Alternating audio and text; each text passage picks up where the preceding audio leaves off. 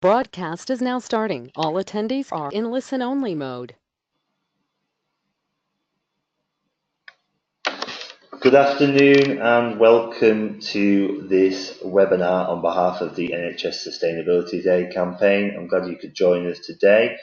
We're going to be talking about improving sustainability on the plate. Now, what that looks like is we recently conducted a survey and done quite a lot of work through the campaign where we have discussed the role of sustainable development within catering for both patients and staff and visitors.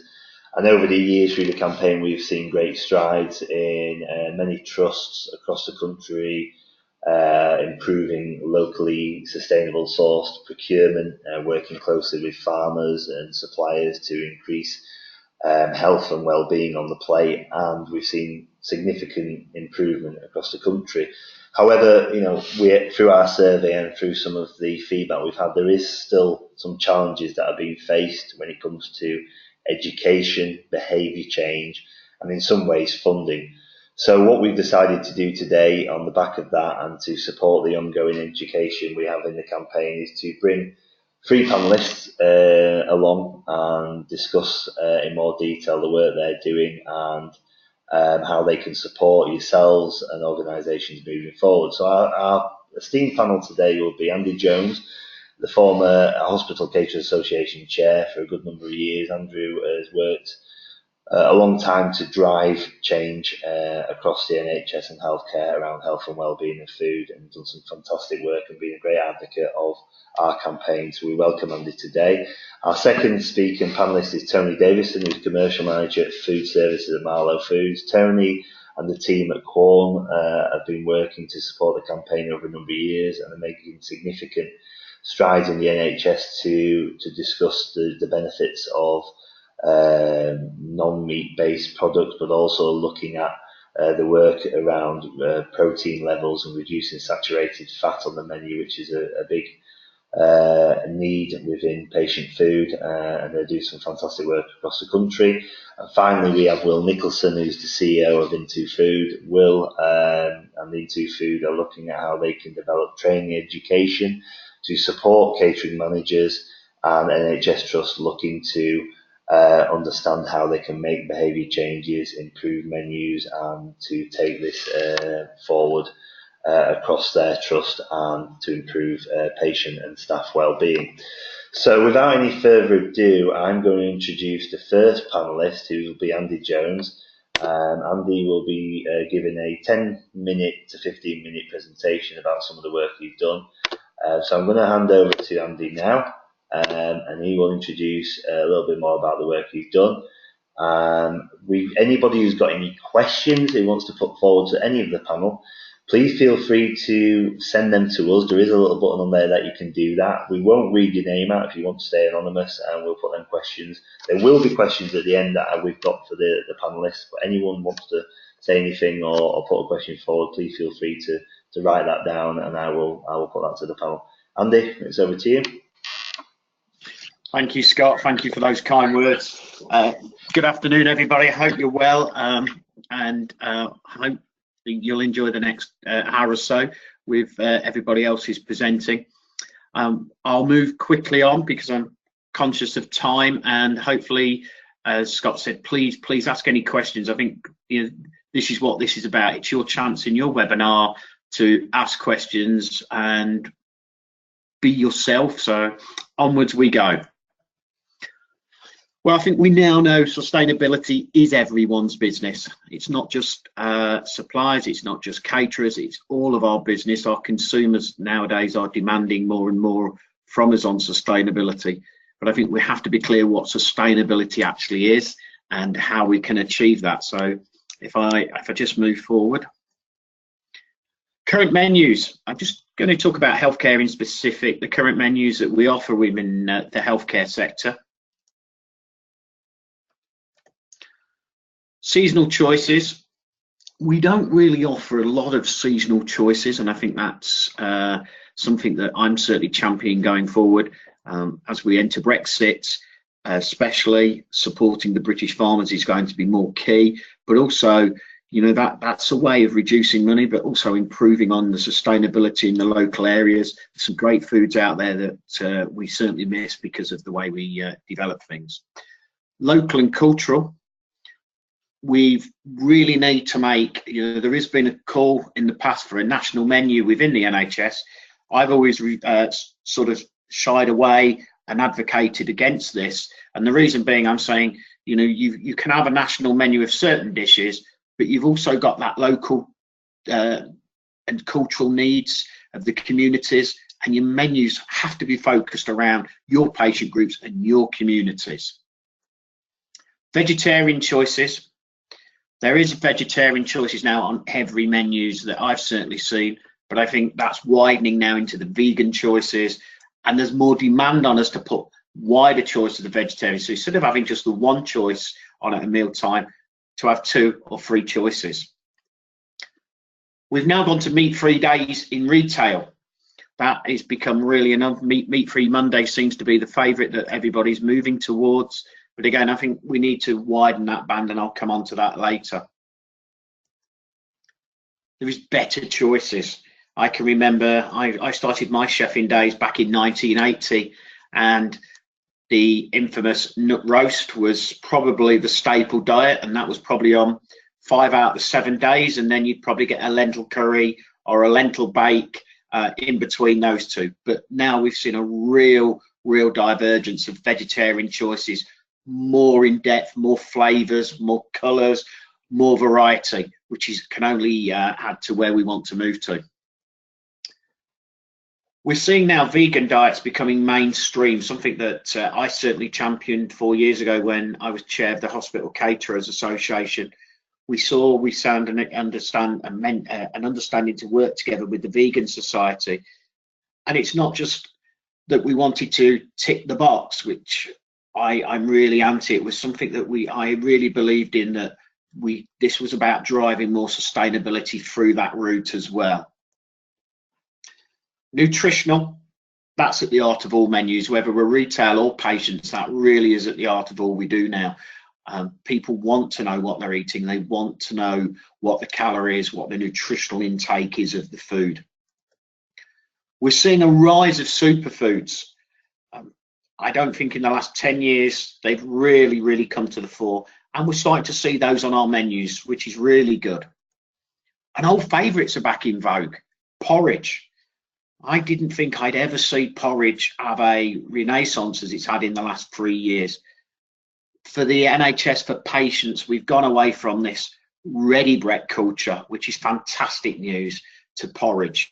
And it is probably now one of the biggest breakfast services we offer in the NHS, and it sets the day off nice, but not just for patients, in the retail sectors as well. It's actually brought new people in who wouldn't use the restaurants before, and it's give them a point of destination to start the day and on a great journey. So again, the old favourites are back in vogue, and I'm not just picking on porridge. There is quite a others there.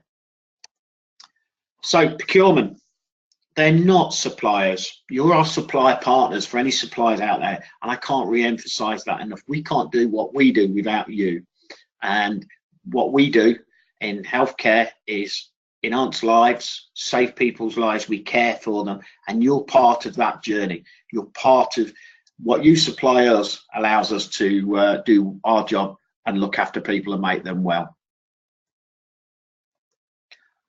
Suppliers, you are reacting quicker now to the market, and I think that's something we have to thank you for. You're becoming more sustainable awareness.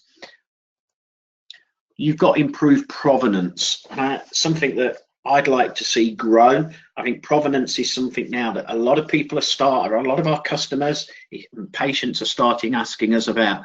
Where does this product come from? What's its provenance? Is it a local? Can you tell me which farm it's from? They're the questions now we're getting. And I think suppliers have realised they can work quicker and reacting quicker to us asking those questions.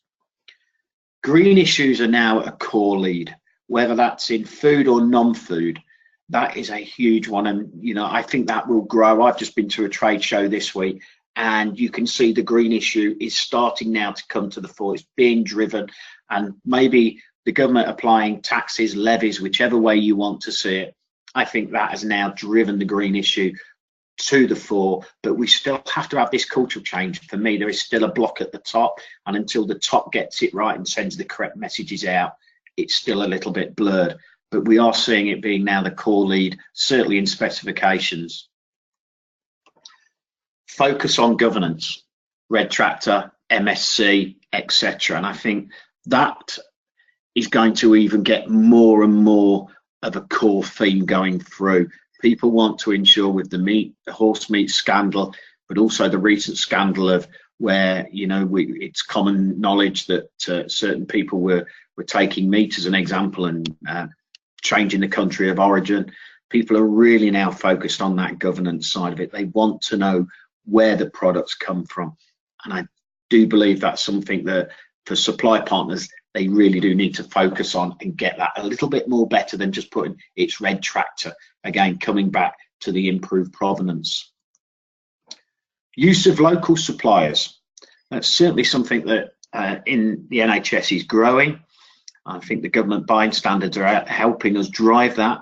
We probably need to make them a little bit more mandatory and force the issue out. But the use of local suppliers is something that really is now gathering momentum, and working with even the big suppliers are starting to buy products in for us and use our local suppliers into their food chain to ensure that we drive changes down, and that's so important for us. It reduces food miles. I think food miles has become, in my personal view, has become a little bit of a side issue now. I don't really hear many people talk about the food miles as such, and I think that's because people take it as understanding that's what's happening out there. You know, it's acceptable. They look at it, that box has already been ticked in essence. But I challenge people and say, I don't think it has been ticked. I just think we've become a little bit blasé to it. So I'd like to see food miles come back in, because that's again a way of reducing, getting the provenance, and certainly driving local suppliers. Local economy support. We've seen various reports saying for every £1 spent in the economy, it can vary from £10 to £20, depending on which report you read. But I think that's really good. You're not only local economy support, you're actually creating jobs in the local economy. You're actually creating a community sense. And I think that's something that our supply partners in procurement really can help us drive even more down. The thing with local suppliers, they can react quicker. I came back on my original slide around about the menus, and I'll come on to the seasonal menus. It's very hard sometimes for the national players to react quicker, but they are getting better and they certainly are improving. But I think the local suppliers can bring specials on quicker for us, can tell us what's in season quicker, can look at prices, so they're able to react seemingly a lot quicker than the national suppliers. And I'm not maligning anybody here, because there are some great national ones out there who do react quicker. There is perception of value for money, and I put that one in to challenge myself, because is it actually our local suppliers value for money, or is it just a perception they're value for money? And I think that will become again more to the fore as we 2019 and Brexit really does start to approach us.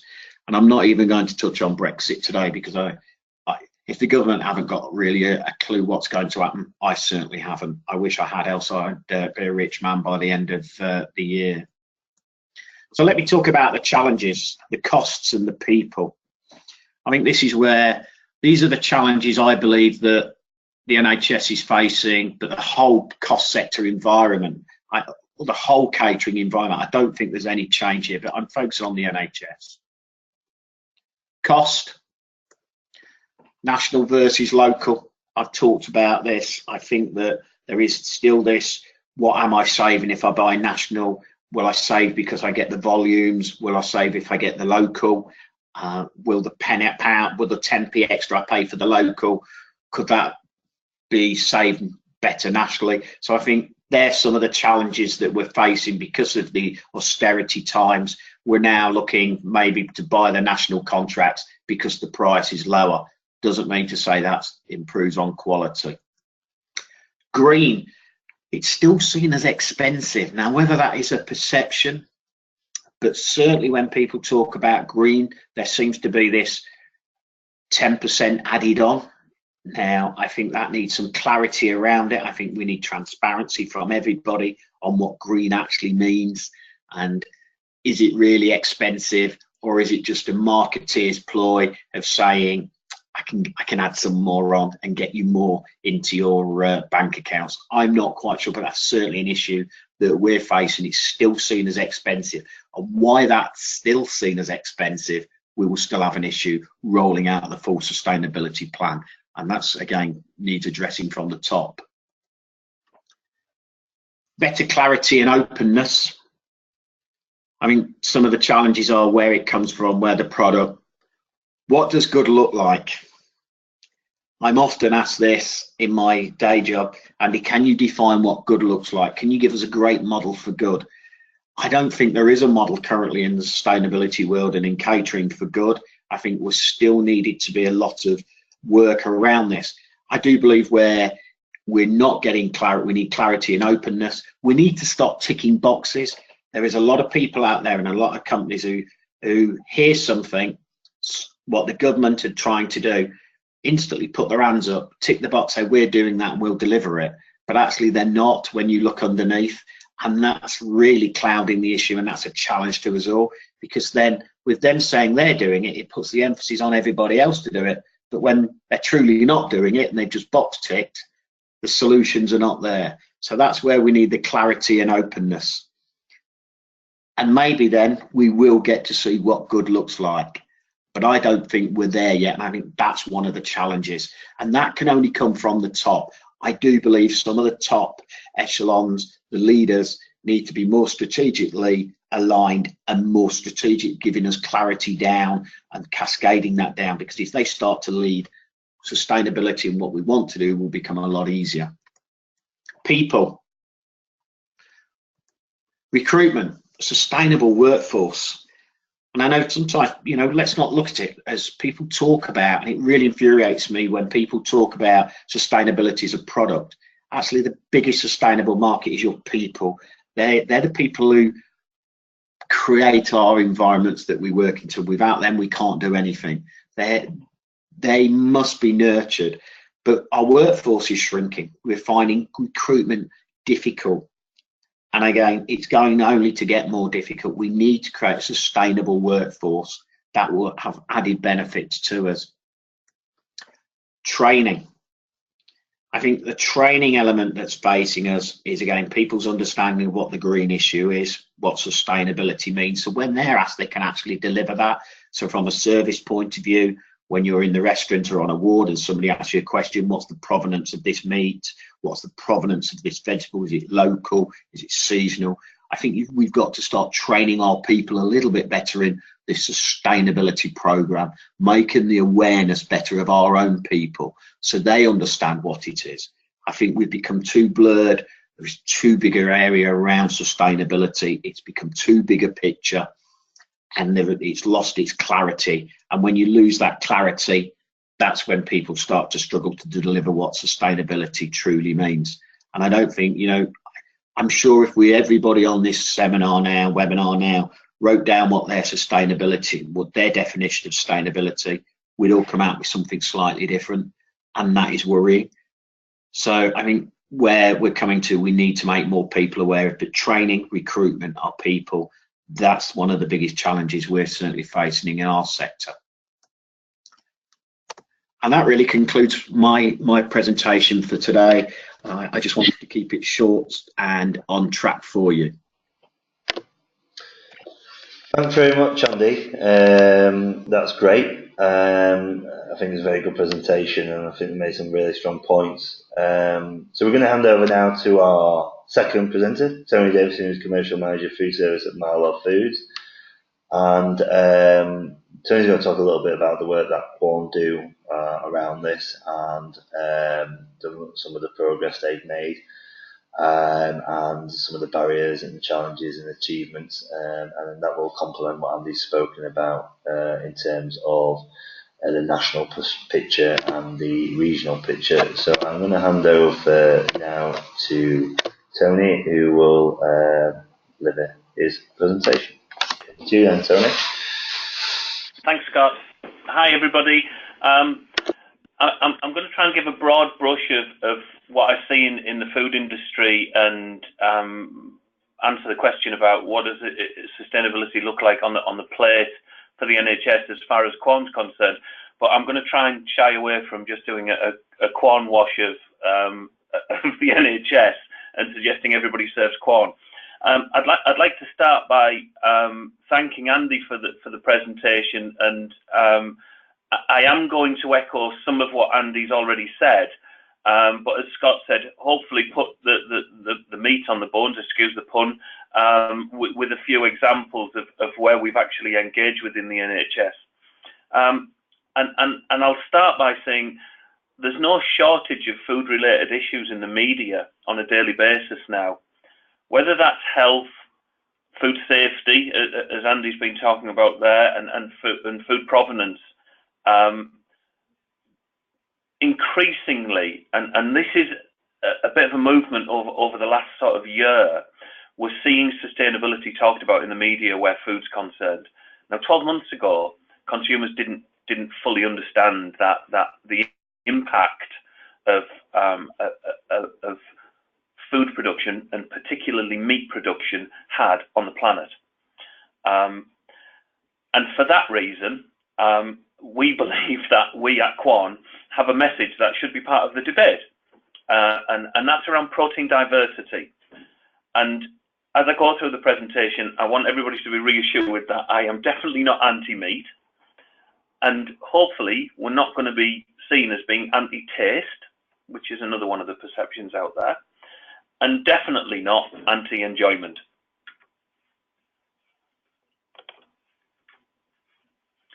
So we believe at Marlow Foods that we have a fantastic protein, and we want to engage with consumers and caterers and operators around what a better protein system looks like, not just for the consumer themselves in terms of health and nutrition, but also for the planet. And we're starting to see an awful lot of people coming to the fore and talking about this, not just in terms of manufacturers such as Marlow Foods with their Quorn products, but we're starting to see the likes of Arnold Schwarzenegger turning up at Paris at COP21 and saying, if you want to do one thing to save the planet, give up meat. That has a real resonance with and particularly younger consumers, that the debate has now moved on, and no longer should vegan or vegetarian diets be seen as niche and faddy and only for the few that were really driven by animal welfare issues. There is now a groundswell and a movement, and we're seeing that in the high street, and as Andy said, we should be seeing that in our hospital catering as well.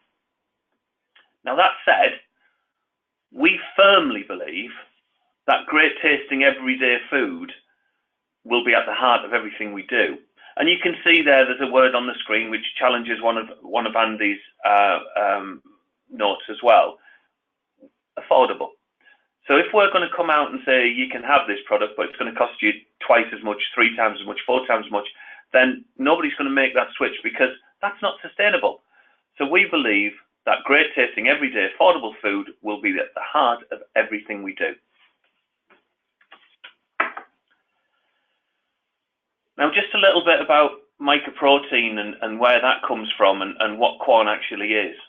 We believe that we have a fantastic protein, and our protein doesn't start in the same place as traditional animal proteins, obviously. So we're taking something from the earth, and we believe that mycoprotein has a real benefit to the earth. And the reason I'm saying that is because as we move forward and the debate widens and we start to talk to industry, NGOs and academics, we're seeing that the need for a less intense meat diet globally is the direction that we need to travel in. So we engage with a number of third-party people, because what we don't want to do is go out and tell people that they should only eat Quorn, and that wouldn't carry an awful lot of weight if we didn't have the backing of third-party support. So everything we do is thoroughly peer-reviewed. Everything we say carries a level of credibility that we're actually going out and talking with a joined up and shared agenda. That said, what is it about mycoprotein that makes us different, and why can I say that? Well, you can see there on the screen that in terms of greenhouse gas emissions and land and water use and feed efficiency. Now, feed efficiency is quite an in-depth one, and I'm not going to start explaining that, but basically taking 1 kilo of food or resource and turning it into food is the efficiency, and we're pretty good when you compare us to other proteins. And similarly, other vegetarian and vegan diets would claim to be better than the meat equivalents. But just to put some facts and figures in front of you on this, in 2017, Quorn Foods reduced greenhouse gases to the equivalent of 200,000 cars being taken off the road. We took 21 billion calories out of the food system, and a land saving in terms of an area of the size of North Yorkshire, including the city of York.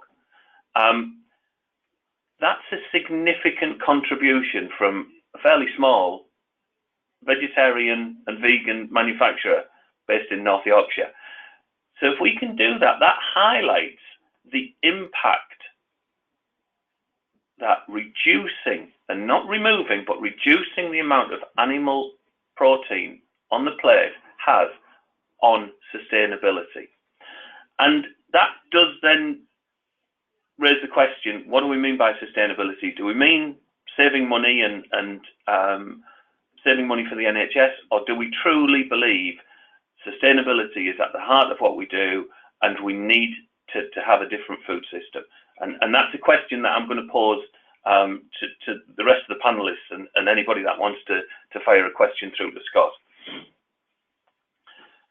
So what have we done? Well, since we engaged with, for all of us, and we started our journey with the NHS Sustainability Day, we've visited 152 hospital sites now, and we are a small team and we do what we can.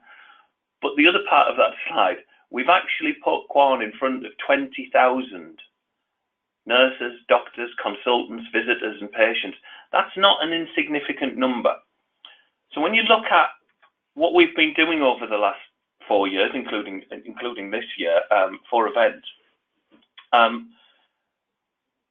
we've actually gone out and engaged with an awful lot of people who were serviced by the hospital caterers.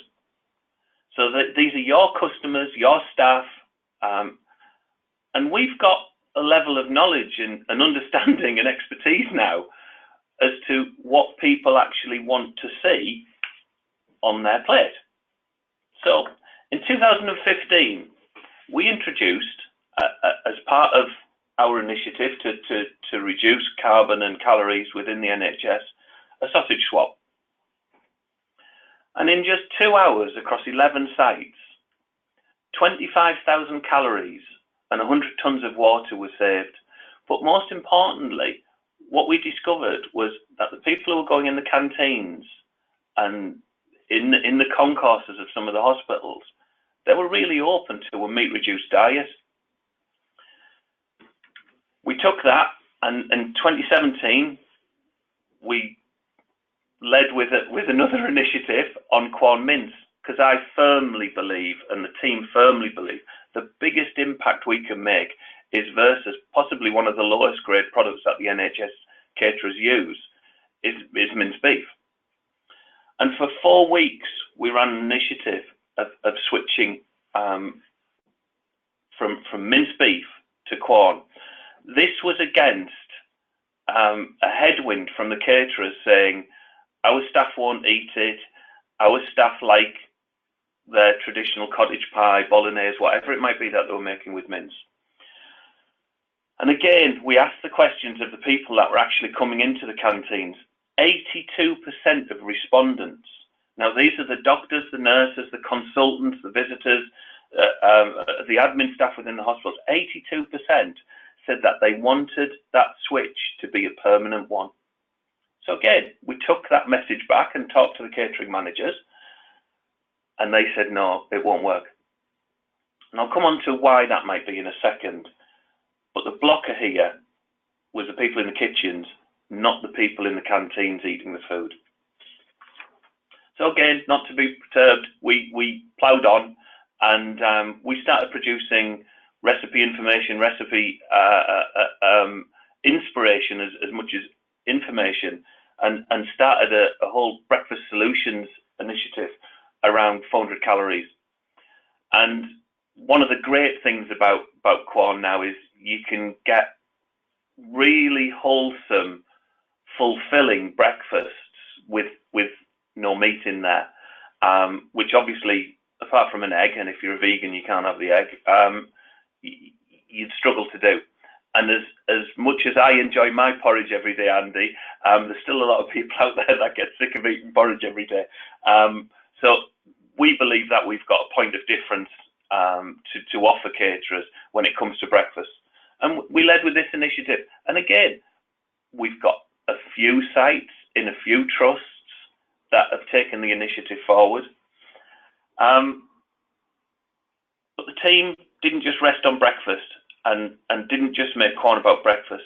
We ploughed on again and then said, well, it can be so much more, and we can do lunch, and we can do evening meals, and we can even serve in dishes for vending, so that we can cater for staff out of hours. These packs went out to the NHS, the HCA, NHS catering managers. So the information's going out there, and that brings me on to the crux of the presentation now. What are the barriers to improving sustainability on the plate? Well, awareness.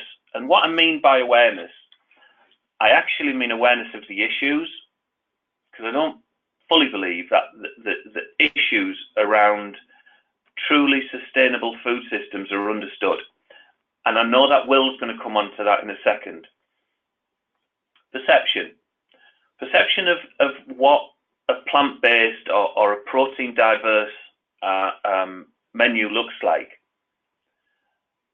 Whether it can be tasty, flavoursome and enjoyable, and whether it's actually going to cost a fortune to serve that. And I think that perception is born out of ignorance, if I'm brutally honest. And then catching up with the behaviour change, because outside of hospital catering, we are seeing a significant shift in eating habits. And I think behaviour change is actually happening. So that comes back to the behaviour change of the caterer. Are the caterers truly fully embracing what consumers are doing? And that's another question that I'm going to pose to the attendees. Do you feel that caterers are actually replicating what consumers want to see? Does it only come down to cost? Or are there other barriers in the way of serving very healthy, highly nutritious, less meat reliant meals? And that's my presentation. Thanks very much, Tony. Yeah, very good point on the barriers. That will come to me our questions before at the end of the webinar. But I think some of the points you touched on, and many of our attendees will kind of relate to and understand. I'm going to introduce Will as our final panellist, and I want to obviously go into some of the questions that we've got and a couple that we've been sent in. So I'm going to hand over to Will, who's going to be our third and final panellist. And he's going to talk a little bit more about the training, which sort of, as Tony touched on, talks a little bit more about this behaviour change, this culture change, and how it can be easily managed and also be effective through some simple changes and some of the work that he's been carrying out already So I'm going to hand over to Will now, and he's going to give his presentation and talk a little bit more about the work he's done and share his slides with the rest of the panel and our audience. So over to you, Will, and allow you to get on with things. Thanks very much, Scott. And firstly, from myself, thank you very much for the invitation to take part in the webinar today. And Andy and Tony, really interesting to hear what you're doing. And just would like to say to start with, I totally agree with you about things like the shift in consumer demand and behaviour change. Really interesting that 82% wanted that switch to a more sustainable version of mint-based foods. I think that's a really interesting statistic on its own. And I agree with you about this sort of misconception around that green food is expensive and it does need to be affordable. The good news, what I would say is, from my experience from working on projects with caterers, when they do sustainability well, they do actually see a positive impact on their food costs. In other words, loosely speaking, they keep their food costs on budget and or reduce those food costs. But that's a conversation for another day, perhaps. Quick introduction. My name is Will Nicholson. I'm a chef and a restaurant owner with a postgraduate background in sustainable food service, and I work as a catering sustainability consultant. I've got a company called Interfood, and Interfood uses research and technology to help food service businesses to serve more profitable, sustainable and healthy meals. You can find more about us at interfood.no. Essentially what we do is we say that if you use research, it can help you to make the right decisions. And if we use technology, we can make it easy for you to engage with it and to implement it. So we do, for example, reporting on sustainability for caterers, so they can see what their climate change impacts are from one quarter to another and communicate that with their guests. We do classic consultancy on project implementation. But one thing that we think is key, and I totally agree with what both of you have said in your presentations already, about people are key. And as a chef, I'm all over that. I couldn't agree more with that. So we focused more recently on making learning opportunities for catering staff and catering managers to actually get to grips with the issue and implement them. So that's what I'm going to just briefly tell you a little bit about in the next few minutes. So we know that so there's issues around food and climate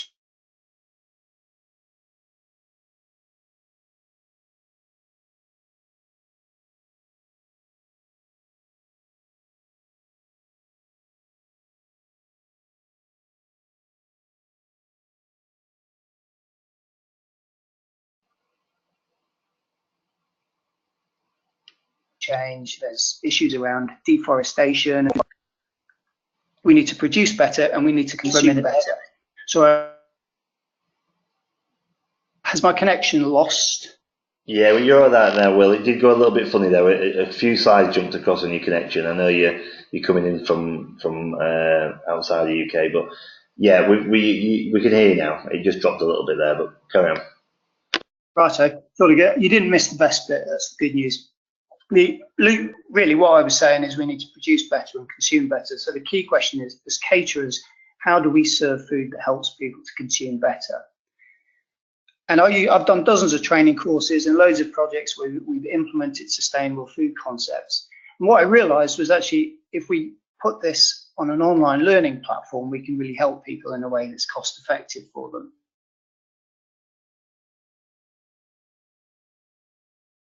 So I built the School of Sustainable Food Service, which you can save the world.teachable.com. I'm just going to tell you very quickly a little bit about how we built it, why we built it, and what we think it helps NHS caterers to achieve. So we use a learning process, having spoken to go into a training room and spend 3 hours listening to someone waffle on about things. So we built it on an online platform that uses short video-based learning, its own pace learning, so they can dip in and out of it. It's practical steps that work, so it's based on things that we've done in real life with caterers that we've seen concrete results. and it's backed up with quizzes and short tasks to help the learning process. And we've split it into different levels because a catering team is actually quite a diverse group of people. So we've got level 1, which is food and environment essentials, aimed at all the catering staff, and it takes them through the key issues in a way that, as a chef, I feel people can understand the way we describe it in these courses rather than bombarding them with complicated research. We talk about food and climate change, local food sourcing, food and deforestation, sustainable seafood, organic food, food waste, and it's a maximum of 1 hour learning split into short videos. So very accessible for your kitchen teams to really get to grips with it and start to live it, because that's really where the engagement comes from. And more specifically for chefs, we've combined that first level, the environment essentials, with a tailored program about how to create sustainable menus, how to actually get those menus to be sold, how to encourage your guests and your customers to actually choose those dishes so that you're selling the sustainable dishes, how you can do that so that it controls your food costs so that green does not become more expensive, and how to communicate that to actually really engage with the consumers, because as we've seen, the consumers are wanting this more and more. Now, this total package for this course is about 2 hours. So again, it's not a huge time investment. It's flexible learning. You can dip in and out of it. And more specifically for buffet service, which I know a lot of NHS sites will have some form of buffet food service, we've got a level 3 course, which is ideal really for your catering and kitchen managers. So we look at sustainable buffets. So you've got different stations in your buffet. So how can you make each one more sustainable? So you've got sustainable hot meals, your salad bars and your deli stations, your snacking and grab and go stations. All of these can be more sustainable through the principles of sustainable menu design that we cover in the other courses, and certainly some of the things that Andy and Tony have touched on earlier. Really important to communicate this, and the buffet is a really good place to communicate with your guests about sustainable choices. And this is under 2 hours for this course. So we've got 3 different levels that we tested out with a lot of different chefs, both in restaurant and in catering examples, and fine-tuned them so that we're really targeting the what, the how, and the why, and we build into all of it practical steps that we know work. So, for example, this course here, we actually built this based on a project we did with a contract caterer where they applied these principles, and within 6 months they'd increased the servings of fruit and veg by 20%, which meant that they cut their, for example, their climate change impact or their carbon footprint by 25%. And they did it right, and their customers loved it. So what we've really done is said, oh, all this learning, let's put in a course that everyone else can access.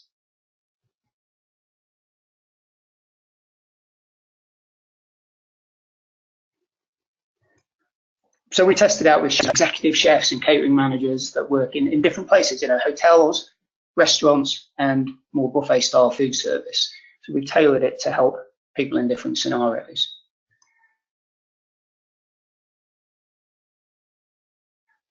We do group bookings for teams. So project implementation, reporting on sustainability, but specifically here, Planet Smart training. So you can get in touch with us and you can book it for your entire team. And that means what we do is we just send you the web link and a login, and off you go. Your staff can take the course. Alternatively, if as a catering manager, as a head chef, you can to skills@savetheworldteachable.com, join the school, and you can actually just pay with your credit card and get up and running if you prefer to do it that way. So what we're trying to do, actually, I'm a chef, I feel your pain in the kitchens, sustainability is complicated. We're breaking it down into the key messages, and a lot of these messages are around things like more balanced consumption of meat and things like that, sustainable sourcing, managing food waste, these kind of areas, package them up into things that we know work, and we know they work because we've done them with caterers before. So that's really all I wanted to say, really to introduce the service that we're offering to the NHS now, and I look forward to any of the questions that come along. Thanks very much. Right, thanks very much, Will. I'm just going to hand over the presenter screen to myself. I'm going to mute the rest of our panelists so everybody can hear us. I'm just going to jump this onto a slideshow so you can see it. So let's move over to this one. Right, so we've had a couple of questions come in, which is great. I'm going to start off with the first question I've got down here, which is, how are attitudes changing amongst catering teams in trust when it comes to improving sustainable, healthy food? And I'm going to start with you, Andy, in terms of what attitudes and progress you've seen when you were at your time at the HBA to where you are now. And within that, have you seen any backward steps as well? I think we've seen a small change. I don't think we've seen a radical change. I think what has probably led some of the change is the NHS Health and Wellbeing Sequin 1B, which is certainly driven a lot of changes around the healthy eating scenario. The hospital food plan certainly embedded government buying standards.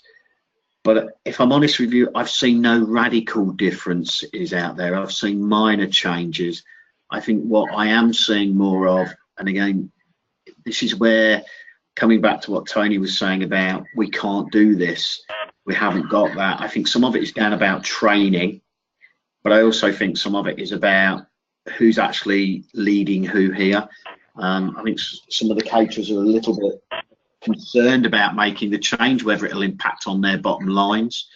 And I think, you know, again, this is where you've got certain people who will certainly voice in the NHS England echelons that they can, we'll do it tomorrow, we can do this, we tick a box, but it sends the wrong message out. So I think we've seen some good changes. I still think there's some confusion out there, but I think it's been led by the health and wellbeing sequin more than the sustainable food route. Yeah. Tony? Yeah, I just, I mean, you've got to kind of look at the last 5 years, and it's easier for me to be more upbeat than Andy here. I've seen a lot of changes and a lot of attitudes are shifting. And you know, the introductions of the different initiatives that Andy's just spoken about, we get a lot of trusts asking us about food for life now. What I'd say about that is that really a shift in the paradigms around sustainable food, or is that just a box ticking exercise for healthy eating? And that's a rhetorical question. We have seen a shift in sugar and snacking, so salted snacks. But fat and nutritional makeup is almost being ignored now. So again, it's the parameters of what each of the initiatives are driving. Yeah. But that said, it's a lot better today than it was a few years ago. So yeah, some really good things happening. And I'm going to stick my neck out and say, but it actually needs to be driven from the top. Yeah. Will, I agree. You're a chef and you understand more than anyone at the coalface how this works and the role that you play or chefs play in this and stepping outside of the parameters of a national kind of the back office and the front office and the estate director. You know, the caterers are the people that are cooking the food and doing the things. So from your perspective, where do you see, how do you change these attitudes if they exist already? Yeah, it's an interesting space, isn't it? In my experience, I mean, I do see a shift in chefs' attitudes now. I do think chefs are starting to get engaged with this more, and the way I find it been quite successful is to give them the information and kind of arm them with the tools and the skills, and remember that chefs, if you're given the right environment, they're creative people at heart.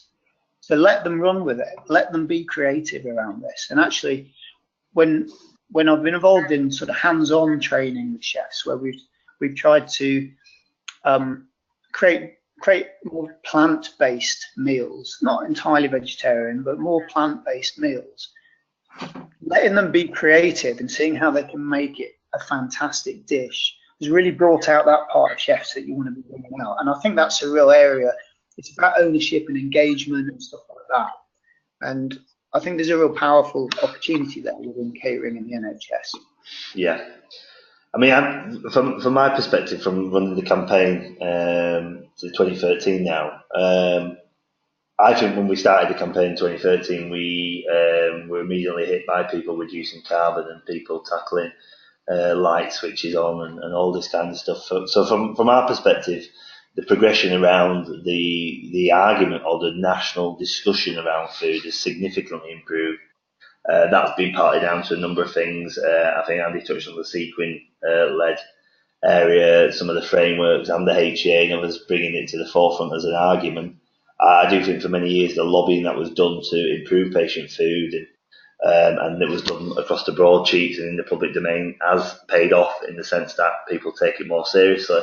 I think when we come back to the initial question about NHS specifically and where it means per trust, I think Tony's point of a national led and leadership on this is clearly devoid at the moment. I just think there needs to be a national voice, a national framework that exists, and there needs to be some serious movement on this to drive it more to the point where it's just a natural thing in every hospital.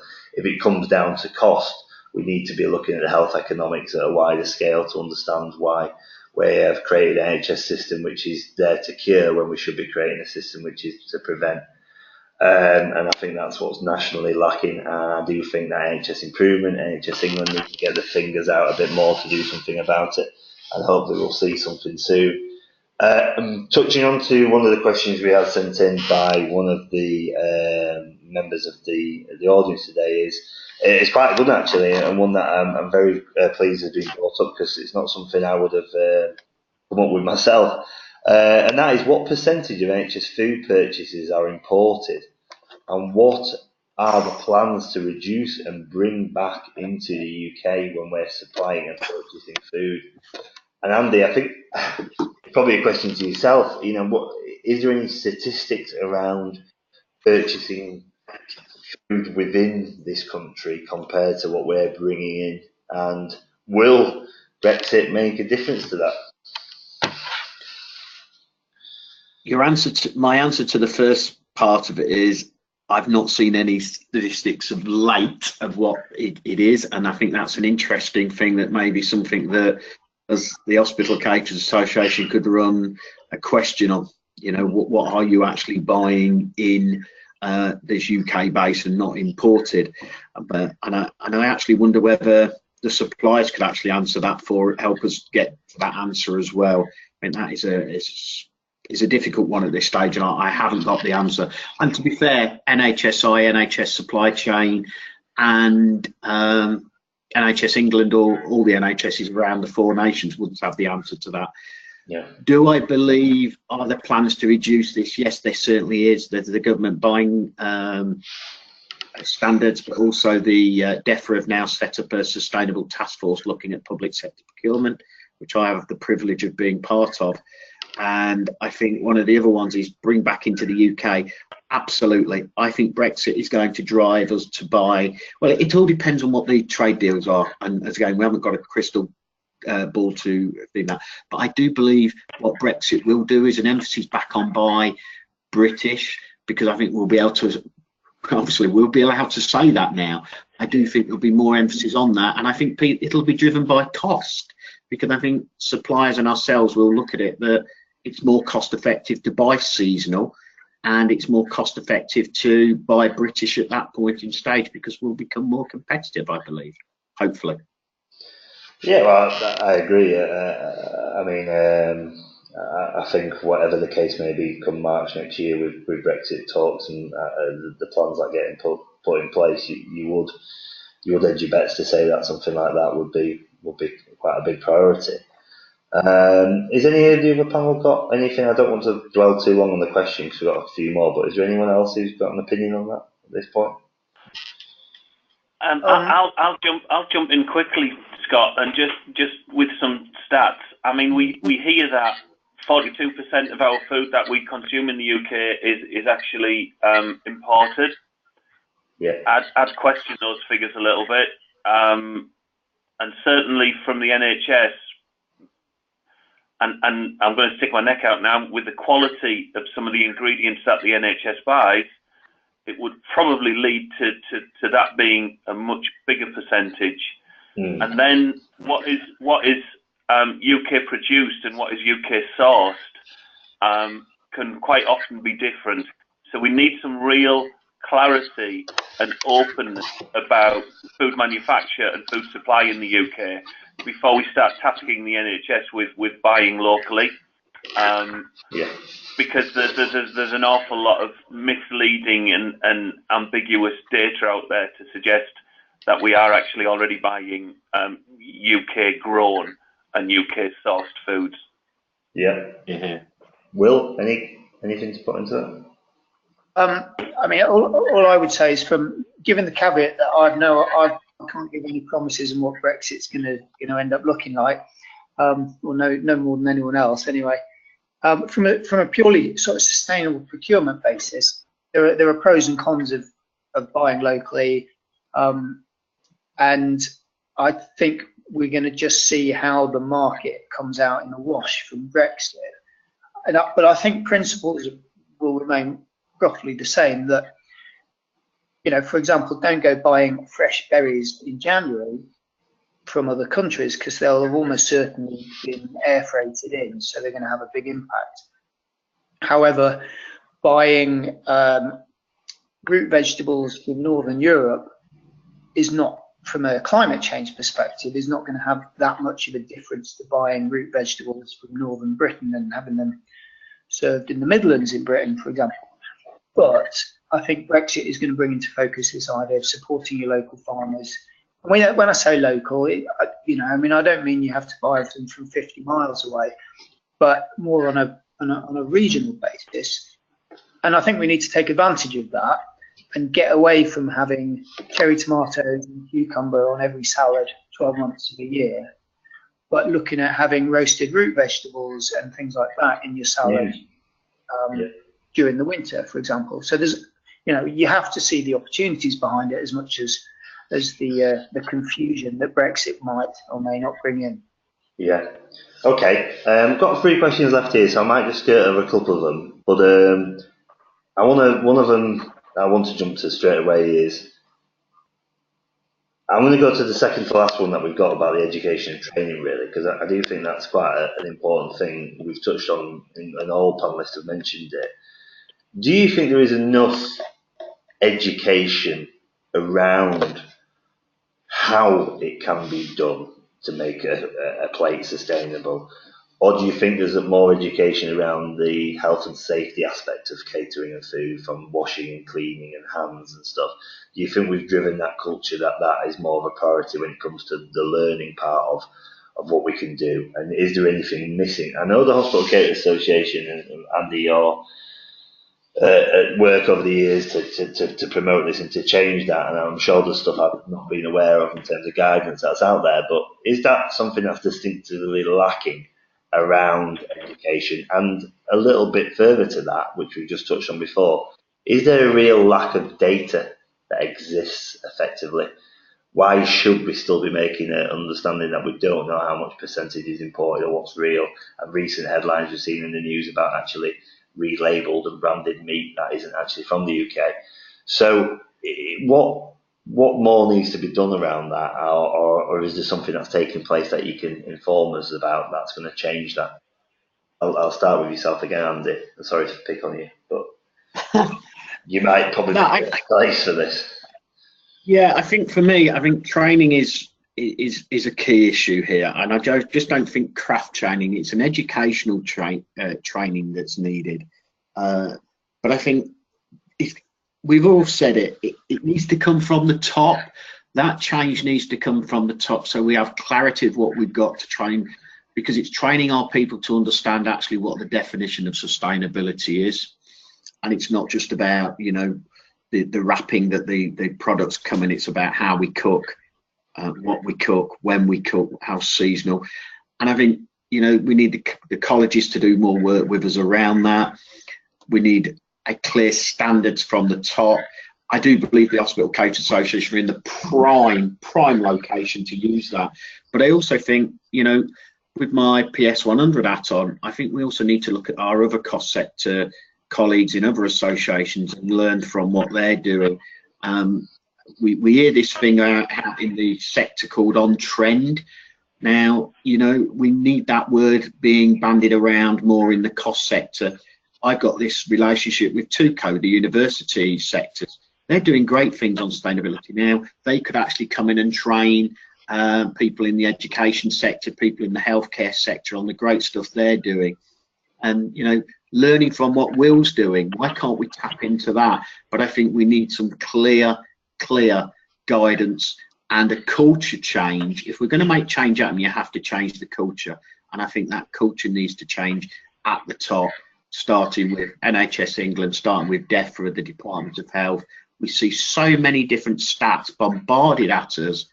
We all get confused, and you know, or we get lethargic to what's coming down, because every week the message seems to change slightly.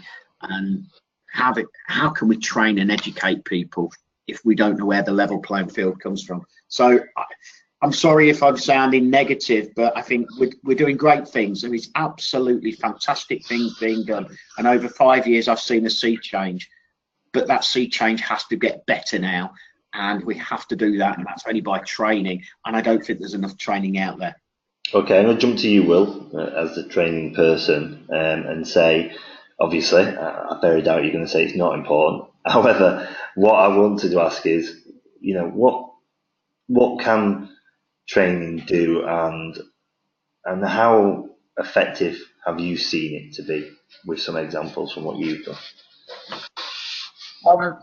Yeah, I mean, yeah, obviously, I think it's quite important. But what the principle behind, excuse me, the principle behind it, as far as I'm concerned, is if you don't have education and training for the staff, then any sustainability initiative is just going to be a box ticking exercise. To give you another example, a sort of example from a different scenario, when it comes to checking the temperature control of your fridges, if your staff don't understand the issues around food safety, then it's a tick boxing exercise. And what tends to happen, and I think I can get away with saying this because I'm a chef, what tends to happen is people start cheating the system and they start filling it out without doing it. If they understand the consequences of not knowing that your fridges are the correct control, they tend to get on and do it properly, and they own the solution around that. And the same principles apply for sustainability. You can't tell catering managers and kitchen managers and chefs that they've got to do this, this, and this without them understanding why, how, and without giving them some ownership of that space.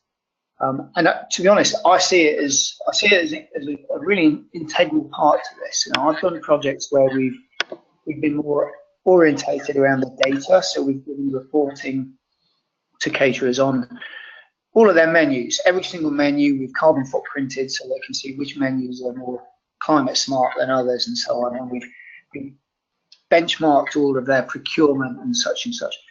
But if we haven't engaged the staff so that they don't understand what their role is in this, what they can do about it, etc., then it doesn't work. It just becomes a report and a set of numbers, and we don't achieve anything that way. So it's got to sit at the core of all of this. Right.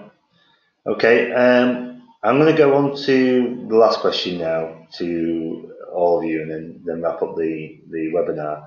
So I'm going to start off with Tony on this one, and the question is, obviously at the foot of the slide, is what one thing would you like to see improved by the end of 2018? And when I say one thing, I mean in relation to driving improvement on this. What do you think is one of the biggest areas you can see and we could possibly put into place by the end of this year? Right. I've put a little bit of thought into this one, and I'm going to be quite bold. I want the NHS to lead in this area, just in the way that school meals did a few years ago. And back to Andy's point there, looking at other public sector caterers.